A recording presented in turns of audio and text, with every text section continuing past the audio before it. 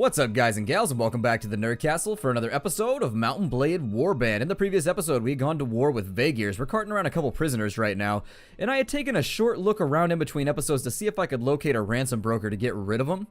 But it didn't appear to go in that direction for us. Like, sometimes the winds are just not favorable. In fact, sometimes the winds are quite stinky, and I've noticed that they tend to be downwind of wherever my party is. That being said, I think we're probably giving people too much roughage. I'm happy that we can go back into tier and that we can get our land back from Swadia now. That's one of those big things that's been bugging me for a while. I don't like Swadians on Nordic land, so I think we're going to boot them out at some point. And I think that would actually be the death knell for their faction. If we managed to boot them out of Vercheg, and we got them out of tier, that would leave them with Suno and Dirham, and both of those are pretty high density with regards to fiefs and castles, so actually, never mind, I take it back. It wouldn't be the death knell for their faction, but it would definitely put some screws into their plans. They'd still be able to field a pretty hefty army. In case you didn't know, your armies are fielded by how many fiefs you have. So basically how the game works if you're a king is that you have fiefs and you give them to your followers, and every follower that doesn't get a fief when you give them out gets grumpier with you. And so that's why the more fiefs you have, the more people you can have, because you can keep on giving them out and just making people happy over and over and over again and keeping them all nice and contented. And the lords are pretty fickle in this game. They are very, very fickle. Now, here at Hrus Castle, we're going to go in because the king said we were going to have a party over here, and I feel like we really want to sort of solidify some of our personal relationships. We are planning in the near future, I mean pretty soon, we're probably going to be jumping into our own campaign where we make our own red faction. I don't know if it's going to be within the next 5 episodes or so, but from what I think, it's probably going to be within the next 10 to 20 in any case. I mean, we've still got a little bit of groundwork to lay down. Let's take a look at our reports and I'll give you a kind of a better... We have 54 right to rule, so realistically I'd like to do 2 more campaigns and get that up to 60. I could send people out to speed it up a tad by having them proclaim me the rightful king. Our renown is looking about right for being king. Our honor is looking okay too. We don't have enough friends, and so if you're wondering why I haven't made a faction yet, you really want to have 5 to 6 friends before you make a faction. You want to have people that are going to have your back and who are going to rally to your cause, or who are at least going to bitch at the king. So when the king comes to attack you after you make your own faction, if your friends are part of his faction, they'll be like, yo, king, that's kind of a dick move. I know that guy, and he's all good. He's a homie. He's a total bro. He's down with the set. You know what I mean? And so if you have those people to vouch for you, it makes it less likely that people will declare war on you when you only have 1 castle to defend. And so for now, I think what we're going to do is we'll continue the campaign against Vaegirs. Jarl Dirajun has said that we need to join his campaign, and I think that's a good idea. Let's go ahead and join the campaign. We might also consider getting married. That's the other thing that we haven't accomplished quite yet. And marriage is one of those things in this game that really sort of elevates you above the common rabble. If you're not married, you get a ton of right to rule from getting married, if I remember correctly. Well, maybe not. I don't know if you get a ton of right to rule, but I know you get a bunch of renown for getting married, which is very, very nice. It can single-handedly boost your stats and allow you to have a lot more troops. Let's have a look at our note list and see where Dirajun is at. He was close to Aritzi, and so apparently he was out doing some dancing, probably wearing a fancy hat, but now the time for revelry is over. Ritzi is over there. Okay, and so let's go ahead and see if we can't catch him along this way. I don't know where he's going to be at, but if we can meet up with him and avoid getting the downvote of confidence for not being in the right place. Is Dashval who asked for me? Dirajun is who asked for me. Okay, let's go ahead and see if we can't find Dirajun. I don't see a lot of armies moving around.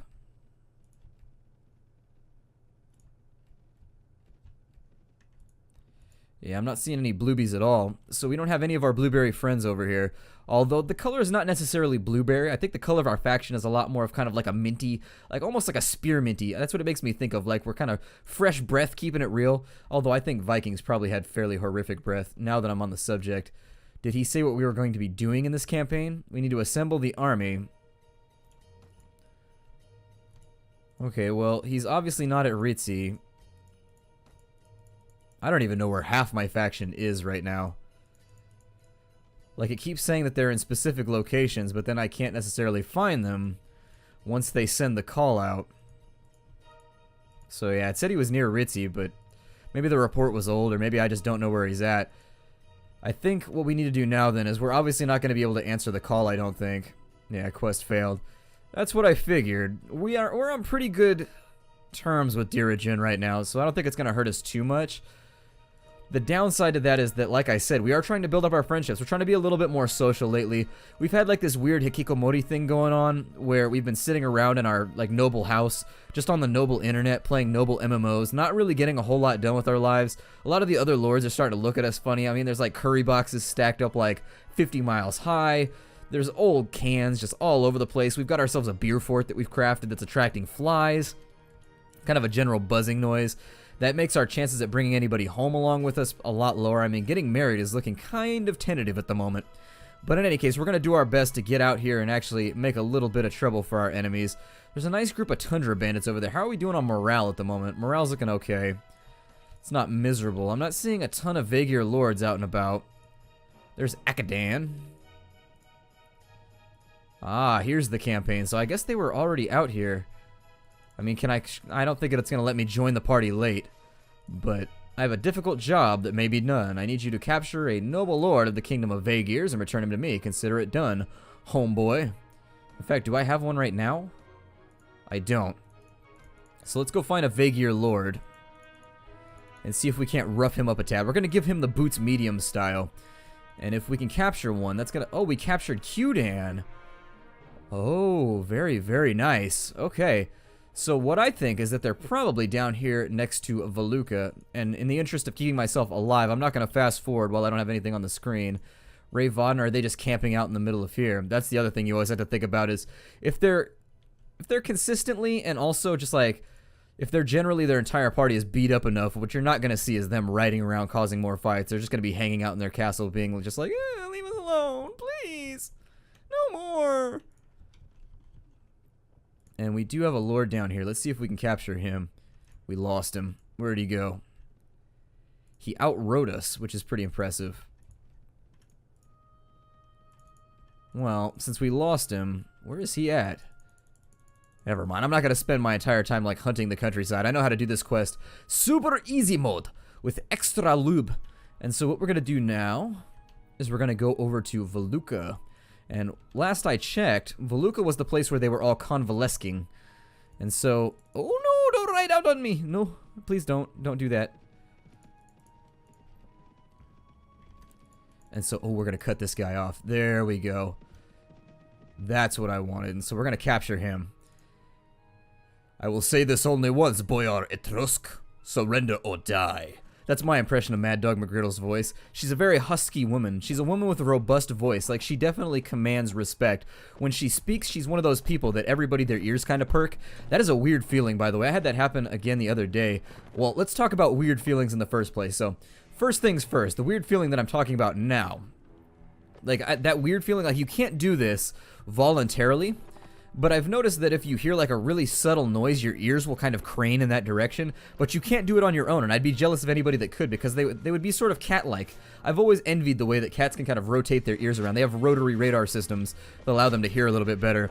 And then the other weird feeling is like you have a muscle up under your jaw, like if you go to your chin and you go like an inch backwards towards your throat, there's a little muscle in there. Every now and again when I'm chewing food, that muscle just decides it doesn't want to participate like in my life anymore. And so it just bails out on me. And it's really, really awful, and it hurts like hell. And then it goes away after a minute, and it sits there and twitches. I don't know if this happens to everybody, but I brought it up with my dad one time, and he says it does. At least he said it's happened to him before, so... Apparently, it's a thing that happened... Oh, how dare you, sir. Don't... I realize it's been a couple days since I played last, but I am going to kill you all. My accuracy is way, way off right now. But yeah, that little muscle under your throat. I don't know what that muscle is, but god damn does it hurt when it decides not to participate anymore. It is just like, nope, I am no longer a part of your system. I am going to be a muscle apart. A muscle gone solo. That sounds like the really like badass version of like a Rambo, like a like a clam that's like the Rambo of clams, like Clambo. God. Did we capture him? No. But that's fine. We're just gonna hang out down here. Ooh, we got people we can hire, and they're actually pretty good people. Yeah, and I mean they are morally good. I don't mean they're good at fighting or anything. These are morally good people. Oh no, something terrible has happened. Well, I think we're gonna charge the enemy on this one. Let's do it. I think we have. Oh, it gave us good land too. All right. Well, let's go with archers right here. I'm going to put my infantry out there. Our battle advantage is -10, though. So if you look, you can see how many troops we have. This may get a little bit hectic. But let's hang out for a second. And we'll see how it goes. I mean, stranger things have happened. That was one of those accidental things that occurs every now and again where King Yaroglet grabs you. We may end up getting captured right here, which would really sort of deeply impede my ability to do anything effectively. And we're carrying a lot of money right now. So this might get ugly. I'm going to pull back, leaving some soldiers behind. 31 soldiers. Jesus. Okay, so 31 soldiers is pretty major. That's bad. That's really, really bad. And so what we're going to do is we're going to hunt the... What did we lose in the first place? We kept all of our Huskarls, which is good. So that leaves us something to work with. We lost a lot of sharpshooters and we lost a lot of marksmen. We weren't going to win that fight. That -10 that it gave us to our tactical skill is really what sort of did us in there. I will fight these guys, though. 72 versus 75 is something that we can handle. So let's get out here. And I want to take a position that's going to be a little bit more demanding than what the enemy's going to be able to field. And as it stands right now, I think they're going to be coming from... I got to look at the way that my guys are facing. The way that their faces are facing is the direction that the enemy will be facing us. There we go. How many times can I say facing in one sentence? It was a challenge that was... Okay, they're trying to take the high ground. So what I want to do now is we're going to retreat back. And this is going to be the hill that we want. I want them to come at me on this hill. So let me get the few archers that I have remaining. We're going to start arranging people like so. Have the cavalry follow me on over. And once everybody's all nice and arranged, I think this battle should go pretty rapidly. We've got enough Huskarls left. I think we have 16. And we've still got enough top tier troops. I mean, about 40 of our troops are top tier. So it should be over pretty quickly. I don't think the enemy's going to be able to do anything that's going to turn this thing around and turn it into just a nasty ball of rage and pain. Looking at what they're fielding, it appears as though, God, this microphone, I really need to come up with like a new house. I need like a new recording situation. I think my desk sits a little bit too low or too high. And so no matter what I do, in order to get the mic into the proper position, I end up with this problem where my hand is always bumping it, and it just makes me... It makes me want to kill like small furry things. It just makes me feel very enraged. And lately, I've been in traffic a lot. Like, I've been doing a lot of traveling lately, and just... really the sheer rage that I've been feeling. I had to find a FedEx the other day, and it's called a FedEx Express, which is not like a real FedEx. It means that it's a tiny FedEx that's basically a cubicle, and they've hid it back in the middle of some development park.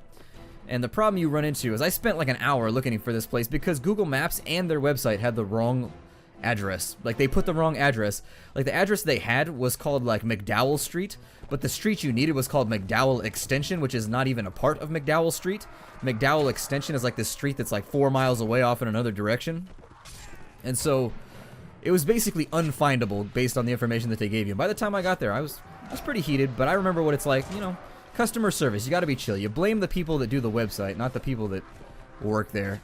There's no point like yelling at people that work in any type of like service industry. It's just going to make the whole thing worse for you. Whenever somebody would yell at me at the repair shop, I would just be like, yeah, you realize like every single word you're uttering means that you're going to get like your car back, or you're going to get your computer back like 4 to 5 days later. The more you yell, the less I'm going to work on it. Because I'm a dick like that, and we do plenty of business here, so I don't really need your business. Like, it feels like one of those things that you're not allowed to say when you're like a business person or somebody that's working for a business, but at a certain point, you really just kind of like cumulatively and qualitatively say, this guy's an asshole, and I'm really not like losing that much by not helping him. Did I tell everybody to charge? Infantry, do your thing, child soldiers. Get on out here. That's what infantry means. Infantry, the direct translation, if you take it back to like old Latin where it came from, it's child soldier. And I totally missed that kill. They have a lot of sharpshooters up on this hill, and it's making me feel really sort of nervous about my life situation. Like, not in the way that I feel like I need to get a new job or I need to, like, better myself by going to college or something, but my life situation as in, how long will my heart continue beating if I continue along this path? And it's looking like not very long right now. You are driving me crazy, man. You are driving me crazy.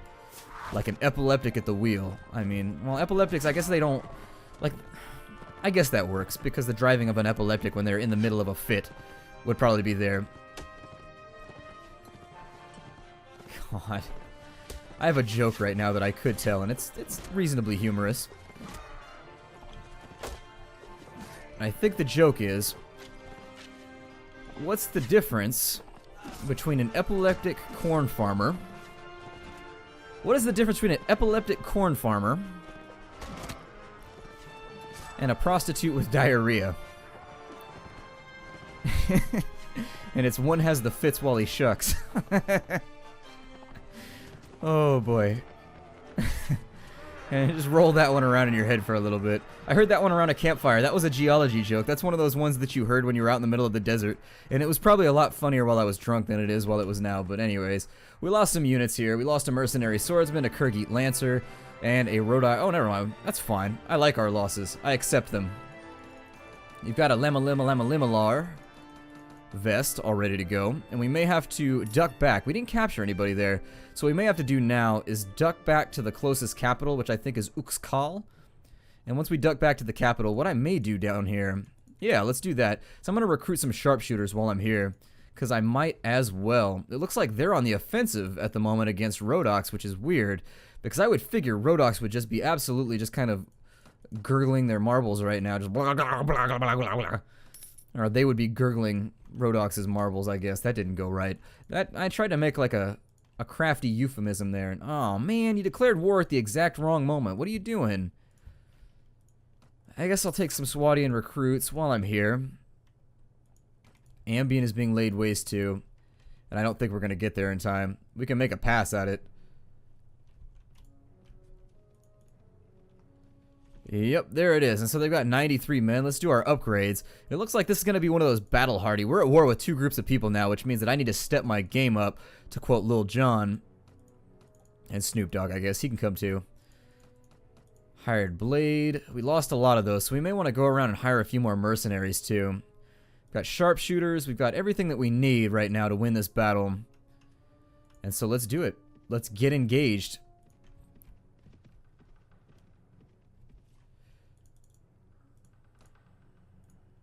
$75 versus 93. I didn't see that they were wielding anything that was kind of scary. So it's not like they're running at me with like a weird AIDS infected fish or something that's like completely and totally terrifying, where I'm just like, don't touch me with that. Like, I don't want that near me. It's weird. I was talking about, it's kind of funny how really everybody around you pays attention when you use the phrase viral infection in a restaurant.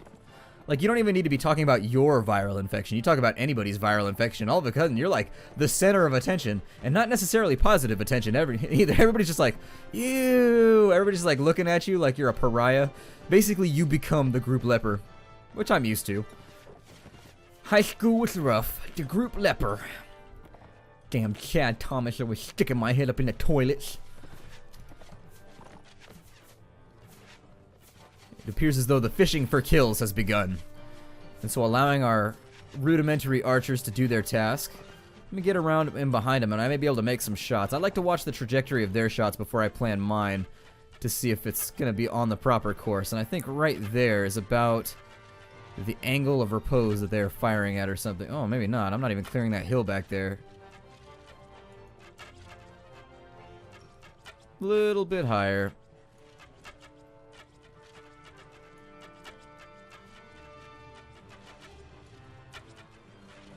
There it is. I got somebody.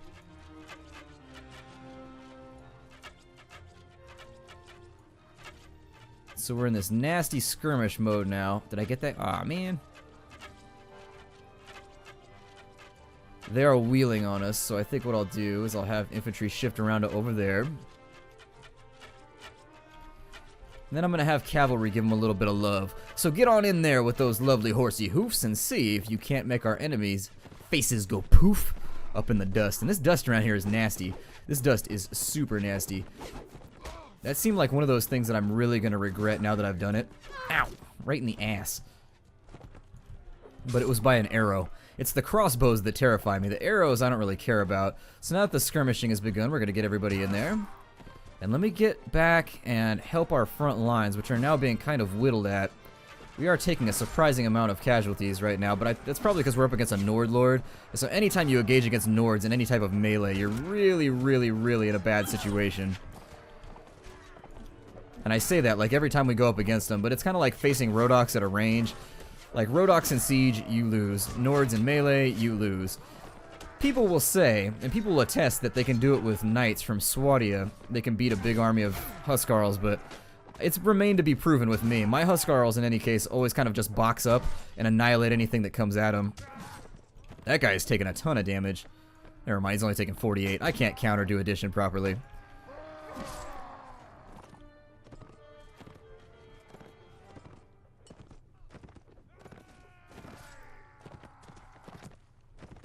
I think this guy's the only one we have left. He is that lonely. Oh, and an axe right to the side of the face. I think we can suffice it to say that ear is no longer going to be working properly. Approaching him from the right side will always be a safe bet from now on. It's one of those horrible disfigurements that he seems to have accrued. Oh, let's get everybody back here. Infantry, get back on the line. We've got another round of nasties coming at us, and I don't want you fighting. I'm going to give him a little bit of cover while we ride on our enemies. I'm going to allow this Huskarl a little bit of a respite from the enemy, or a little bit of a rest, because he is being chased quite handily. As in, they're trying to get their hands on him, like they really are, like trying to take stock of everything that he has in his bits.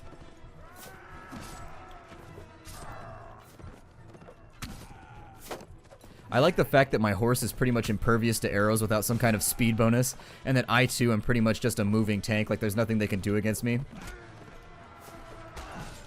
It looks like we lost almost our entire front line, or maybe we just fielded a lot more archers than I thought.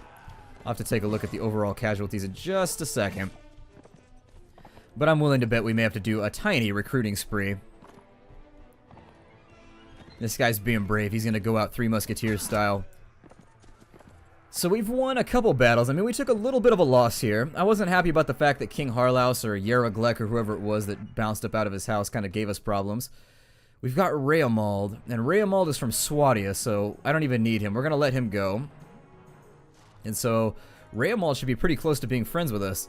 We're going to capture some of his warriors, and then we're going to take a lot of these helmets and things, because I did see the Lordly modifier in there, and those usually sell for a pretty good chunk of change. 40 armor for your head with that one, which is going to work out great if we decide to give it to one of our people. I'm going to move back now, and I think we need to go into recruiting mode. 3 Nord recruits, really? You guys are supportive, and that's the best you can do for me? That's disappointing. I was really, really hoping to get like 20 archers or like 20 footmen or something from them, but it looks like that's not going to be what the game gives me at this given moment. Which is kind of funny, because I already used the word given, so it's like given, like they are giving what they're giving, and so I feel like I'm from the Department of Redundancy Department one more time. Now then, we've got our numbers a little bit more robust, and then we can also, yeah, we can get some Vaegir's units from over here too. Let's do that. So we're going to get some Vaegir recruits, and we'll start leveling them up to be our archers. And once we've got a couple more, the reason, so if you're wondering why I ran away from Yeraglek, I know that I didn't really give you guys a reason why that happened, and so I'll explain. The reason I bailed out on that fight is because we're carrying so much money with us right now that had we lost, they probably would have taken about 20,000 dinars from me, and putting that kind of money into my enemy's hands, not a good plan, man. It's terrible. It's something that's going to backfire on you. So let me trade in some of this loot for some more food. I might also check the tavern to see if there's hired blades around, because I think we can make use of their services at the moment. Food's refilled. We're all nice and stocked up there. Let's go to the tavern, and we'll see if there's anybody that'll like take our prisoners, or if there's anything here that's going to work out. There's a crossbowman right there. I think those do turn into hired blades down the line. The upgrade line, that is. But nothing else here that's going to be useful for us, so let's head back down south and make sure that Ambient stays safe while we close out the episode. They already looted Vaegir. I think from Talburl we can get a few more cavalry as well. Nobody here wants to join us. Alright, well, that's understandable considering our state of war with Swadia at the moment has been pretty much non-stop over the last 100 episodes or so. Things that I think we should really get a handle on, because everything's easier to carry when it has a handle on it. I think what we should probably do is turn all these Swadians obviously into footmen so that they could be my new cavalry. All of you guys are going to be footmen, so that you can be turned into Huskarls. Vaegir footmen are all going to be turned into skirmishers, and they have kind of a weak period that I don't like. Unfortunately, you have to deal with them being skirmishers for a bit, which is kind of a terrible designation. They aren't very useful while they're in that state. But then from there on, they tend to be very, very, very good archers. Let's go down to Nomar. No, it's looted. Nomar is no more. Well, then we can go down to Pagunder. And I'm leaving myself... God, everything's looted down here. Vaegir appears to have made kind of a revitalized pass at everything around their borders since we've pushed them out of that region up there. We do want to keep an eye out for Vaegir lords down here. We can jump in on this fight to help. It's Boyar Ayam. I'm going to help Tribidan. Yeah, let's rush in. This is going to be our final battle of the day, but we're going to go ahead and assist him with this combat. And he's going to play it slow mode. I thought he was charging for a second. So let's get everybody following me. I'm going to figure out where his troops are going, and we're going to flank so that we can get them caught up in a pincer in between two mighty waves of destruction. Mighty Waves of Destruction is a copyright of Splattercat's Nerd Castle. Can you copyright? I'm assuming since like that Candy Crush company can copyright Saga, that I can copyright like anything that I want to. Oh, I was holding my shield button, but it wasn't shielding. It's because I'm holding a bow at the moment. That's what's doing it for me. I think I'm going to have my infantry set up right there. Archers set up sort of there-ish. Cavalry, do your thing, because I don't want to allow them too much time to skirmish with me. And then we're going to allow our infantry to get on in there and bash him up a tad.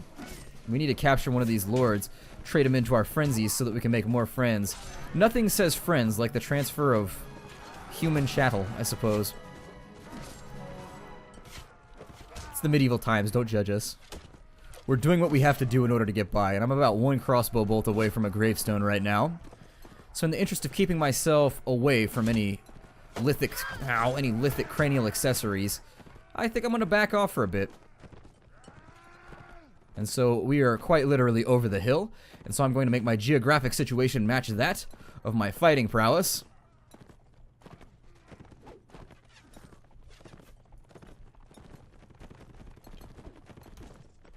I don't think he's necessarily like a huge threat, so I'll fight with him for a minute.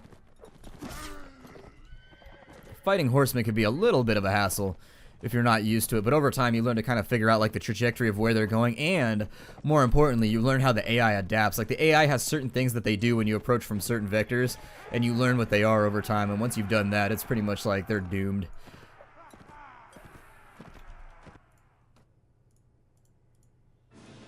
Well, he is... Ah, you're my prisoner. Good. I think I'll take the sergeant for sure. The sergeants are really, really nice.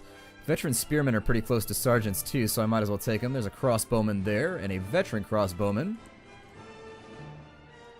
Take the watchman too, I guess. Oh, we'll take everything. I think we are like in a spot right now where we really need to replenish our troops. So my name is Splattercat. Thank you for joining me here at the Nerd Castle for another episode of Mount & Blade Warband. I look forward to seeing you all tomorrow, and we are actually dreadfully surrounded at the moment. We need to go find the guy that gave us our quest. I think that was Dirajun.